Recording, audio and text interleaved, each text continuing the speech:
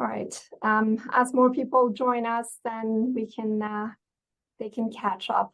Hello, everyone. Thank you for joining us on the inaugural virtual Red Hot lecture series. So Red Hot stands for Research, Education, Development for Healthcare Providers in Organ Transplantation. My name is Shana Hosseini. I am part of the Education Committee, and Dr. Rahul Mindra is our Education Committee chair. This is a 9-part lecture series that the Education Committee has put together with the aim to support transplant research. And the aim is really for our fellows and trainees to get that foundational knowledge and skills that is required for building a successful research career. The first of this 9-part series actually took place during the Fellows Symposium, CST Fellows Symposium in 2023 in October in Winnipeg. And it was about research funding strategies, and it was quite well received. As you can see, there are 9 sessions planned. Most of these will be in a virtual format, but for the final session, we're hoping that it'll be 1 or 1.5 day workshop with hands-on experience working through research questions and research problems. So for today's session, the title is Identifying Your Research Questions and Selecting the Correct Methodology. And we're very fortunate to have Dr. Vladimir Marquez leading this session. Dr. Marquez is a transplant hepatologist and a clinical associate professor of gastroenterology at Vancouver General Hospital. He holds a master's degree in clinical epidemiology from McGill, and he's currently the medical lead of liver transplantation, as well as academic lead for the Transplant Hepatology Fellowship. His areas of research interest includes complications of portal hypertension and liver transplantation outcome. I am very fortunate to have been working with Dr. Marquez over the past 10 years, and I can tell you that we've collaborated on many research projects, and I've learned a lot from him, and you're absolutely in good hands. So with that, I will hand it to Dr. Marquez, but just a few notes about today's session. Dr. Marquez will lead a didactic session for 20 to 25 minutes. Then you have 5 to 10 minutes to ask any questions. After that, we will be divided into 3 breakout rooms where we have an opportunity to kind of work hands-on on your current research projects or your research ideas, trying to kind of refine your questions and select the right methodology. At the end, we will bring you all back to the main session for just final questions and closing remarks. Without further ado, I will let Dr. Marquez to share his screen.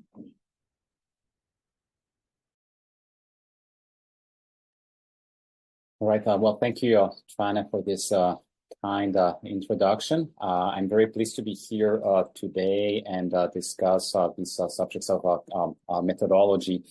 I understand that there may be some of you who probably are more basic science oriented. The topic today is probably a little bit more specific to clinical researchers, but some of the ideas can actually be transposed to basic sciences as they are fairly relatable to each other. So we'll discuss really what are the components of a good research question, and then obviously discuss the different types of research methodology studies that can be used depending on your research question. So when we're trying to define your research question, it really varies according to what really you want to find out. You may be curious about the incidence or prevalence of a certain condition or the development of a new condition. You may want to be interested in knowing what is a certain exposure, how that influences the risk of development of the condition. You may want to know about changes in outcome based on an intervention, or differences in time to develop an outcome based on an intervention. You may want to be creating some models and try to see what are the interactions that can occur within different variables. And you may want to also have a diagnostic test that you are developing, and then want to know the strength of that diagnostic test. So one very important part of any research protocol is to spend the time in writing it. I see a lot of people neglecting that part, which is very difficult to understand, because this will be your roadmap for all your research projects. And it's basically where you're going to go back and forth and see what you can tweak, what you can modify. It will always be your guide when you forget maybe what you were doing, or what was really what you were trying to do, especially when you've been working on a project for several years. You may now start forgetting, why did you start it, this at the beginning. So this is something that you need to master. And by working on your protocol, you'll be able to know very well what are the strengths and the weaknesses of your study, because there's no study that is perfect. And you will use that for your ethics submission. And the better the protocol is written, the less likely you are from getting provisos that are just going to delay your timing for initiation. And when everything is done, your protocol can be summarized fairly quickly in a few paragraphs. And that is actually the methodology section of the manuscript. So there is a lot of advantages in really spending the time on your protocol writing. So the most important question to answer is, has this ever been done before? If it has been done before, it's probably not in your interest to replicate a study or to spend a lot of time replicating a study. Now, we know that one of the principles of good science is replicability of results, okay? But because of time and also money limits, we are not all in the luxury to test and retest the same question multiple times by different groups. And we try to either present it as a novelty and then see if the test of time will prove if our hypothesis and conclusions of our test were correct. Now, there may still be some interest in replicating something that has been done before, but maybe improving it. And this is sometimes the chance of where you can act and do something different. You can then spend the time to see if the target population initially is something that you want to replicate or study maybe in different conditions. You may identify that there were some biases at the time of the study production that now you want to correct. You may know now of a potential confounder that you also want to adjust for. You may want to modify the intervention. You may have found that the study was not successful based on an intervention that was maybe not adequate. You may want to change the dose, the timing, the length of exposure, and see if that would lead to different results. Something that you also may want to change is how the outcome was measured. Do we have the proper tool for assessment of that? Has there been improvements in diagnosis that now makes it better, easier, or different to identify this outcome of interest? You may want to change the way that the outcome is defined. We have a lot of binary type of studies where it's something has happened or not, but there may be an interest to see if an intervention, if it does not prevent the event, maybe it delays it. And even that has important clinical value. something that is very easy to change also is the retrospective versus prospective methodology that was used. Prospective studies, because of the ability to control better certain biases and confounders, are stronger studies than retrospective ones. And then obviously you can change the sample size and maybe improve the statistical modeling and go into something a bit more funky that could create a result of interest. So when you are doing clinical epidemiology and we're trying to find a relationship of causation between some event or some exposure and some outcome, there are different types of glasses that are put in front of you that probably keeps you farther away from what is really the truth. So if we have the relative risk, for example, of something happening from some intervention, and that is your causal effect that you may have, like this variable X causes outcome Y. Yeah? You may have problems with random error that blur the view. Confounding that will also create problems. Biases, either in misclassification of exposure or outcomes. There may be a selection bias that is also in there. You may not have the proper analysis and the proper conclusions. There may be some problems with reporting of the data. And at the end, you may not use all that information properly. Okay? And so that can create variation between what is truth and what is really observed. And your role as a researcher is to try to control as many of these mirrors so that we are closer to what is really the causal effect and identify it. So there's a good format for asking a research question. Now, this is more strongly recommended when you are doing meta-analysis trials, okay, where the PICO question, the PICO format comes back a lot.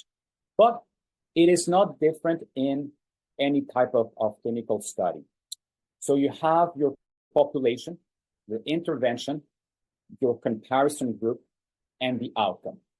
Obviously, if you are doing more descriptive studies where you only want to know the prevalence and incidence, well, you don't have an intervention, you don't have a comparison, you just have a population and an outcome. That's your looking. So that's fairly straightforward.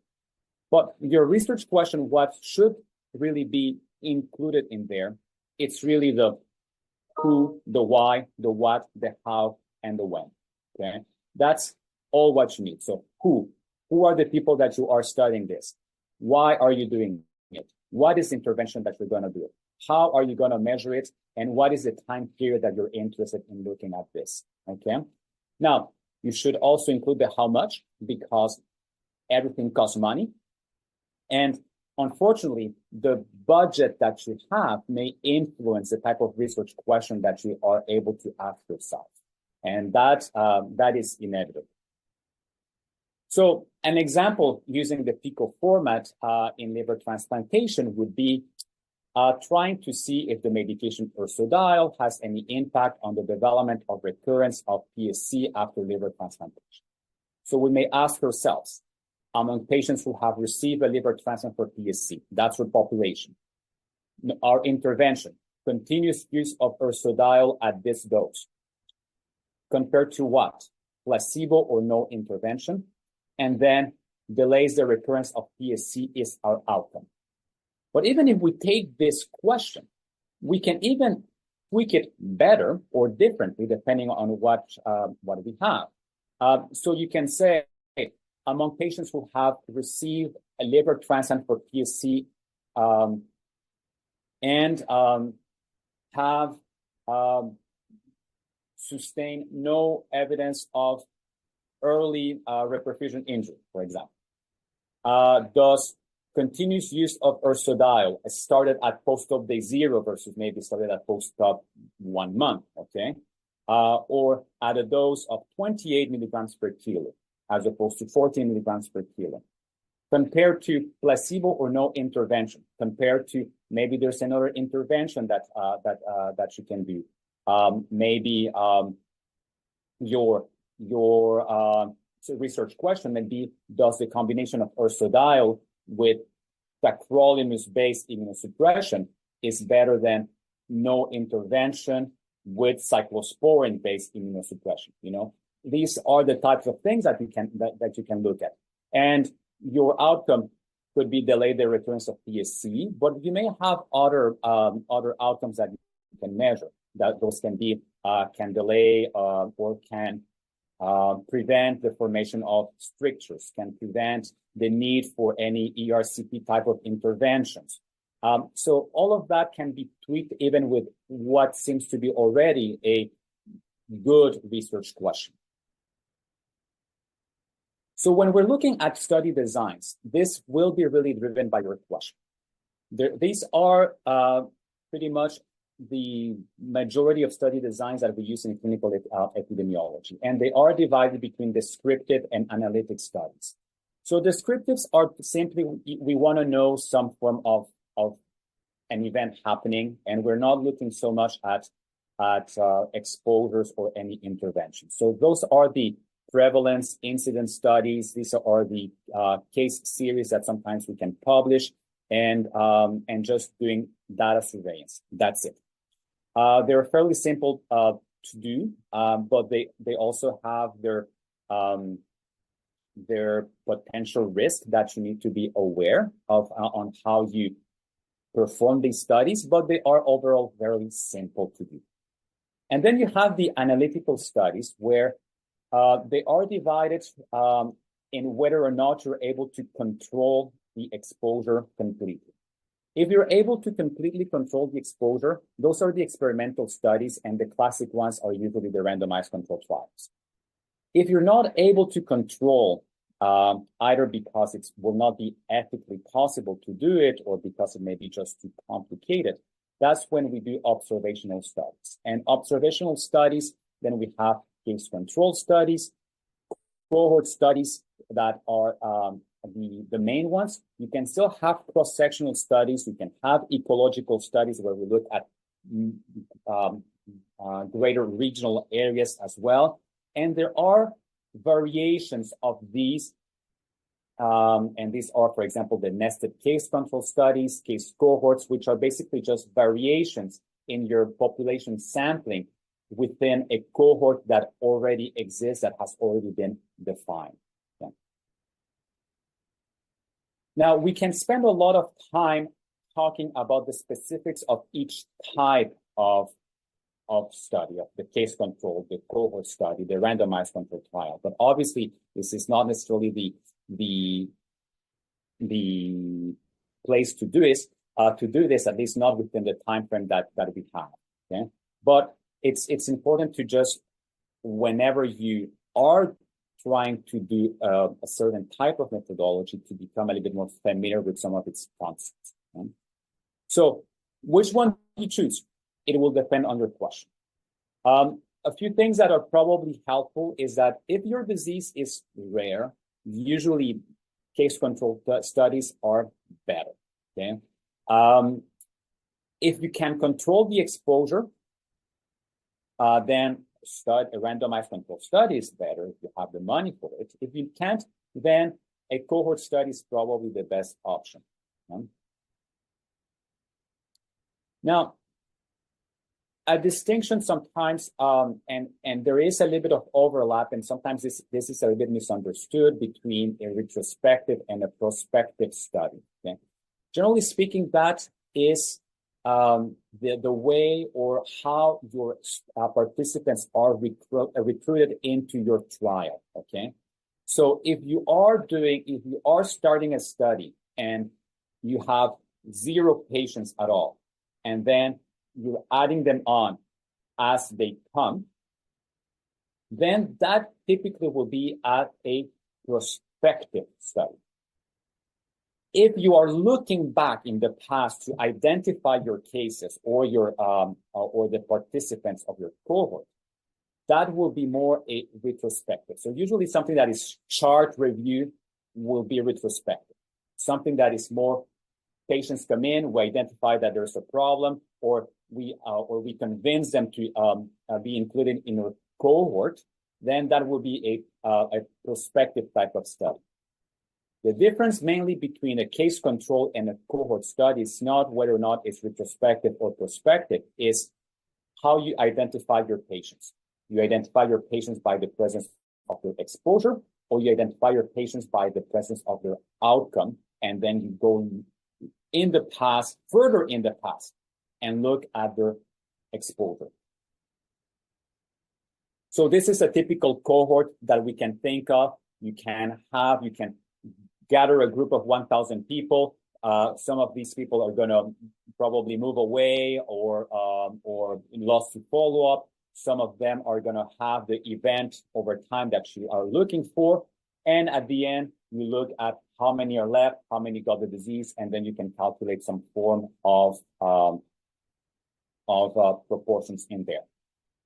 Sometimes what is better is not necessarily to calculate what the at the end of the study, but in fact have for each patient the number of days or the number of months or years that they have contributed to your observation. And that gives you a person time type of value that can give you rates that are also very interesting and more powerful. The typical cohort study obviously will compare the exposure versus the non-exposure and the development of events in your cohort, allowing you to see differences that are created by the variable of interest. In the case control study, what we look at is patients that have developed the disease, and we identify patients without the disease, and then we look at whether or not they were exposed or unexposed. And with them, we can calculate them an odds of exposure, and then calculate odds ratios as well. The classic randomized control trial is that you have a population, you take a sample of it, you impose the treatment on one side, a comparison on the other side, and then you see the differences between the outcome of interest, either improvement of a condition or development of a condition, and that's the typical. But even among randomized control trials, there are variations of it. All of these study designs have characteristics that will expose them to the risk of bias and potentially also of confounding. The only one that may not have that risk of confounding is the randomized control trial, but for as long as your blinding has been done appropriately. Okay? So you need to know what are the intrinsic risks of each format and know how to correct them, how to address them, or at least how that will limit the conclusion at the end of your study. A difference sometimes that is misunderstood is what is the difference between a confounder and a bias. A bias is a systematic error, so it's not random, it's a systematic error either at the timing of identification or classification of selection that will lead to a significant difference in the results. A confounder is something that sometimes is not known. And a confounder is that there is a third variable also linked to the variables that you are interested, but that the effects that you're seeing between your variable X and your outcome Y is actually not this way, but it's more the confounder that is creating that relationship. Okay? And so that is a truth that exists for real. It's just that it's not the variable of interest to your study that is causing it. It's just the confounder. Now, briefly on statistical analysis, because I know that you're going to have a further bigger time session for this. The statistical analysis will also depend on your research question. There are some general principles, and one of them is that, for example, if you're trying to build a model, just be aware that all models are wrong. okay? None of them is perfect, but some of them are useful, okay? Sometimes you can embark on very difficult statistical analysis, and maybe at that time, a statistician help will be useful. We can split our world in two between those that are strongly believers in frequentist approach of analysis and the Bayesian approach as well. Frequentist is the one that we are more familiar with, the one that we learned very, very early on, the famous p-values and the confidence intervals. We seem to be very aware and understand that very well, although we are most of the time wrong about how we do the interpretation of these results. Bayesian analysis, it seems to be a more complex. We have less familiarity, but actually the interpretation of the results is way simpler. And an advantage is that it allows you to look at more than one outcome at a time.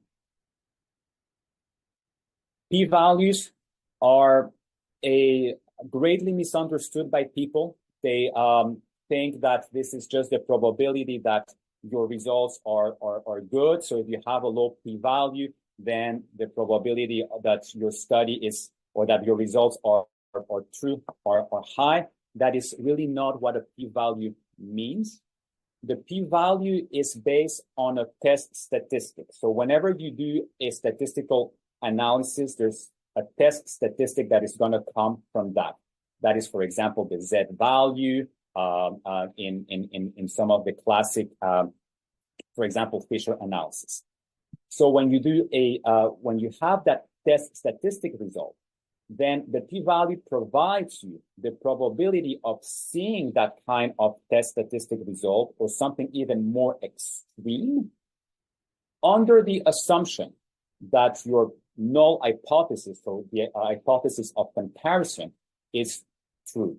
That is the only thing that it means. It does not mean the probability that your null hypothesis is correct. Okay?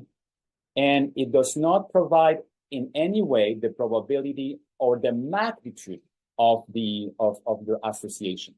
So sometimes I see or I hear people in conferences bragging how their p-value was less than 0.00000.1, and as if this was a proof of anything. It's actually not a proof of anything at all. It doesn't really mean anything. You can actually have results that were completely meaningless, but because there were a lot of people involved, or a big sample size, you will have a p-value that is actually very small. So p-value has really not a strong value, and more we are seeing clinical journals to move away from p-value and ask instead of presenting confidence intervals, which is really the confidence interval. What it means is that if we were repeating this test multiple times, if we're repeating and repeating and repeating again, you will have the true parameter of your study identified 95% of the time within those parameters that you find, okay? What it does not mean is that you have 95% probability that the true parameter is included in that bracket. That is not what it means. It means that if you are repeating the study and you get different brackets all the time, that 95 times of 100, your result will be, you will have a bracket that includes the result. That's it. That's what it means. So sometimes the real value may be outside of the confidence interval. Just be aware of that. There are different types of statistical tests. We're not going to go in details over them, but they are tied whether or not you have normally distributed values, whether your data is correlated, whether you're comparing more than one group to each other, whether or not you're doing multiple comparisons at the same time. Okay, these are the general ones that we see, but it gets more complex. But most of the time, they are just variations of each other. Okay, and result of the test statistic may be just quite minimal between one test or the other. So a lot of those, to some extent, become quite equivalent. The only thing that you need to do is to know why you're choosing one over the other. And obviously, these are all choices of frequentist approach of analysis, not of Bayesian analysis. You can have also the same type of other different types of studies, whether or not your outcomes are continuous or whether your outcomes are like binary yes or no answer. Something that is very important if you are doing survival analysis is that it's during the length of your study, you have to really clearly define all your times, your dates, okay? And also be very specific as to when is the time that someone starts to be at risk. Okay? And sometimes the time where your patient starts to be at risk does not necessarily mean that that's the time where your patient was recruited into your study. Your patient may have already been at risk for the disease even before they were recruited into the study. And you have to define that clearly as part of your protocol. So this was obviously a brief overview. Very important to know the impact of bias and confounding, especially, and also know how these could occur in your different types of studies: case cohort, case control, cohort studies, randomized controlled trials, and really spend a lot of time in writing a good protocol, because that will save you a lot of time in the future. And really, I think that that's all what I have to say, and I'll have some time for questions.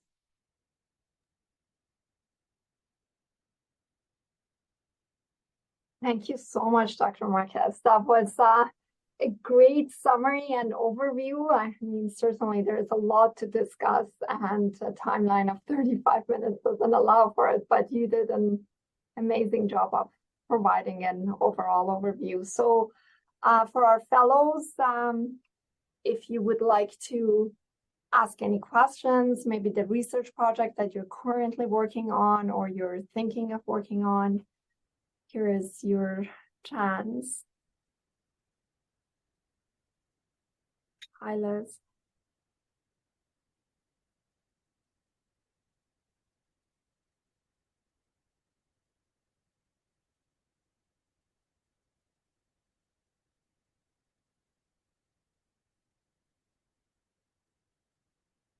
There is a hand raised by Francis. Yeah, so actually, I'm the one from Basic Science, so I'm the only one, I guess, on the chat. So I have a question regarding more statistics question. So you were talking about the p-values and trying to move forward with the confidence interval, and I totally agree with you. But I've seen in the last few years a tendency in basic research trying to move from p-values mostly toward false discovery rate. So does it apply also in clinical research? At this moment, no. We are not seeing that kind of presentation of data being done. I think because it will involve like an additional statistical test to do it, okay? And because right now whenever we produce just a comparison, we're gonna have we have our p-value with confidence interval produced right away by the software. Then it just simplifies what needs to be transmitted and not necessarily have to perform an additional test to get that false positivity rate. You could do it, but and in some tests, in some studies, it may be something of interest, and this is probably more in diagnostic testing, where that value or that information is more critical. And because a lot of the basic science studies, that's what they tend to focus on, is really how to find out, how to discover, how to maybe produce a test that is run on beta disease. That's why it does have an interest more in that realm than in clinical epidemiology. Great, thank you. I'm actually not familiar with false discovery rate. Is it like for diagnostic testing? I know that there is sort of a magic of when you look at both sensitivity and specificity and making sure that it has a good area under the curve. But false discovery rate is it's a variation really of the principle of false positive and false negative. I see. Okay. But targeted more to the basic sciences. I see. At the end of the day, it's very similar result or very similar idea or principle behind. I see. Okay, very good. I have a question. So I always thought of cross-sectional studies, prevalence studies as sort of a non-analytical, observational, descriptive. Is it really, you can't make any inferences from cross-sectional, can you? Oh, you can. But cross-sectional studies have a better interest or a greater degree of interest when you're doing public health. Okay. Right. Because it allows you to really see what are different prevalences of disease and incidences based on sometimes some time periods. Okay. And that's also a little bit of a misunderstanding, is that an incidence or a prevalence study is just one snapshot of like one day, this is what is going on. Well, you can actually choose a period of time, and you can, over that period of time, then measure what are your incidence events, and then at the end from that, have an idea of what is your period prevalence or your period incidence. Okay. Now, obviously, a cohort study, no? That would be a cohort study. No, and it will not necessarily be, because you are not looking necessarily at exposure, at an exposure in general. Okay. Now, that will provide you after that some basis for saying, okay, there are changes in temporal trends. Okay, and that you can then use it to launch probably a next question, which is, why are we seeing those temporal trends? Okay? And is there something that has changed that it's leading to those temporal trends? And then from that, you can still develop a cross-sectional study looking at a certain exposure. And from that, there are different measures of population attributable risk, for example, that you can measure that can guide certain decisions at a public health level. Like, for example, is it worth starting a campaign to remove this risk from our society? Okay.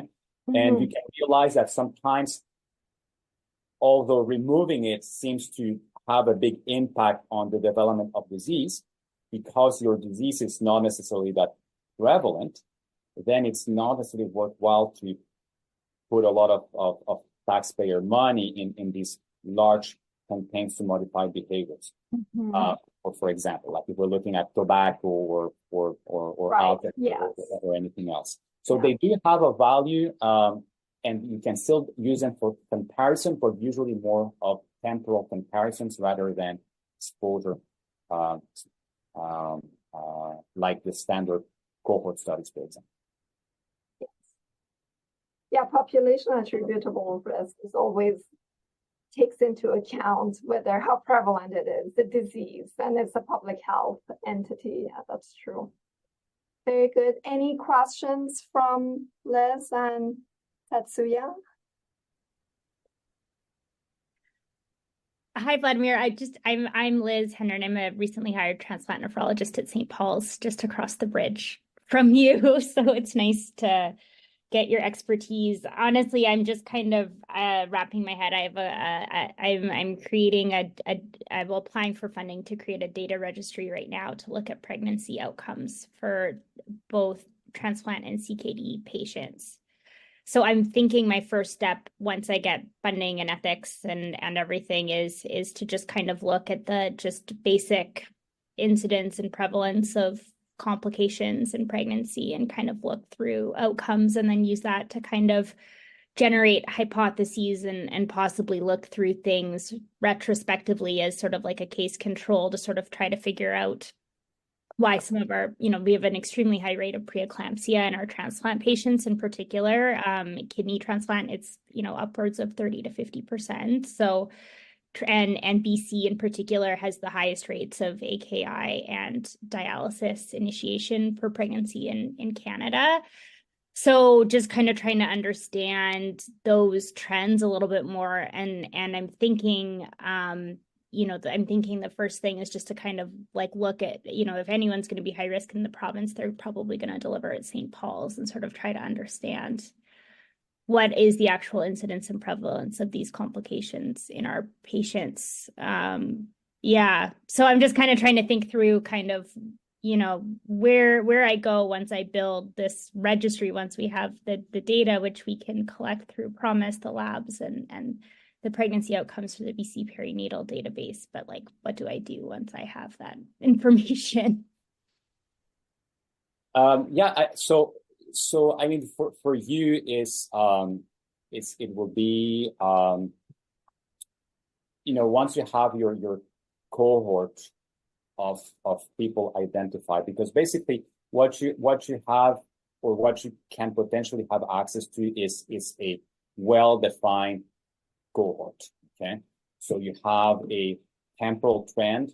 You have a population that is well defined in a geography that is well defined as well.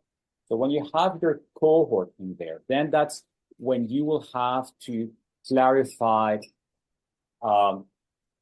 what is really your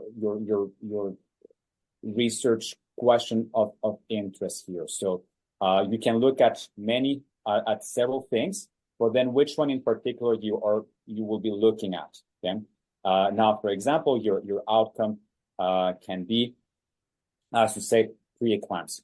Okay, so now when you have a cohort and then you have what you're looking for, there are different types of sub-studies or subtypes of studies that you can do when you have a cohort. Okay, you can do a classical cohort study, but you can also do what they call the nested case cohort studies. Okay, and these have been very popular several years ago especially when you're looking at big databases, for example, the Framingham cohort or the nurses study cohort in the States. So these have a very, very large database. But obviously, every time that they have a question, they don't necessarily go and look at all the patients in there. They may start taking a subsample of them. And then you can build a nested case cohort, because if you have a low or a condition that is not necessarily that maybe not that common, like preeclampsia, you can look at that more specifically than just waiting for events to happen. Okay. So once you have your question really well defined on what is your interest, then you can look at what is the best way to get your results within the time frame that you want. Because obviously, if you had 5, 6, 7 years ahead of you, you can do that as a straightforward, cohort study. But if you're looking just at trying to complete something within a year or two, then you may not have number of events occurring during that time. And then a nested case cohort study may be then a better subtype of study that you can use. And as always with case control studies, I've always say the danger is not the cases. The danger is identifying the controls. And that's where most of your thinking has to occur, is really in choosing the right controls. Because when they're not choosing properly, that's when case control studies get destroyed. So that would be difficult. What kind of controls would you choose for your cases. Obviously, your cases are renal transplant, pregnant with eclampsia. And then the controls would be any woman that is matched delivering at St. Paul's, and then or like transplant patients who don't get preeclampsia. I mean, would that be? That could be one way of looking at it. Okay. The other way to look at it is the way that Rana has said. In case control studies, what is important to keep in mind is that your cases and controls need to come from what we call the same study base. Okay. So a study base is a really clearly well-defined temporal and geographical population. Because if you go beyond your study base, then your cases and control may not be comparable anymore. Okay, so you cannot compare people from 10 years ago with people from 5 years ago, for example, or you cannot compare, when you're talking of,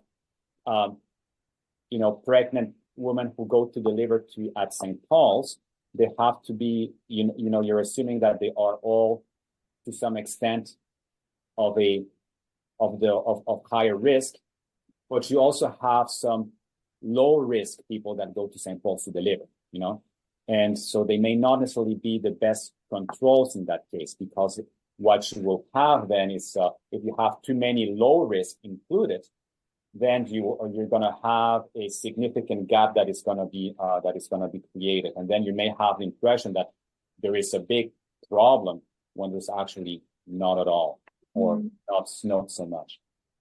Do people ever do like two control groups, like for example, kidney transplant patients that don't have preeclampsia, but then also like a healthy? You can choose two different types of controls. That has been done, that has been reported. Obviously, you're looking probably at, for each control that you're using, at a little bit of you're looking at a different exposure. Okay. So with one control, you're evaluating one exposure in particular. With the other control, you're evaluating the other exposure. Okay. But you can run that in the same study. Thank you so much. I really appreciate it. But you're right, Vlad, in that choosing the right controls, I think that's why I would not want to do a case control. That's really, really tough. They are difficult. They seem to be simple, and we take them a little bit for granted.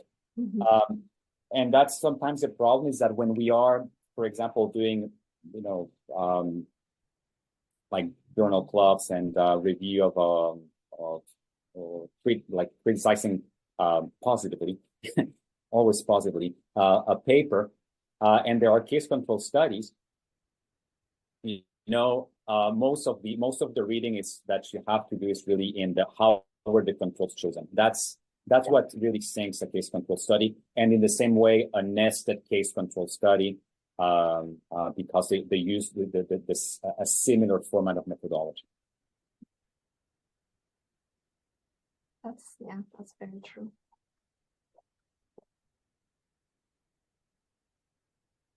But that's excellent, Liz, that you're doing that. Establishing a database is, Vlad and I know that it's not an easy task. So it's amazing. Years to come, you will definitely reap in the benefits. We have about 15 years worth of patients we've been following in a dedicated clinic, and about 300 people. Hoping to start with that group. Obviously, temporally, that's a big range. But just at least starting with getting all their data entered into the database, and then continuing to follow people prospectively. I see. Okay. Yeah, that's excellent.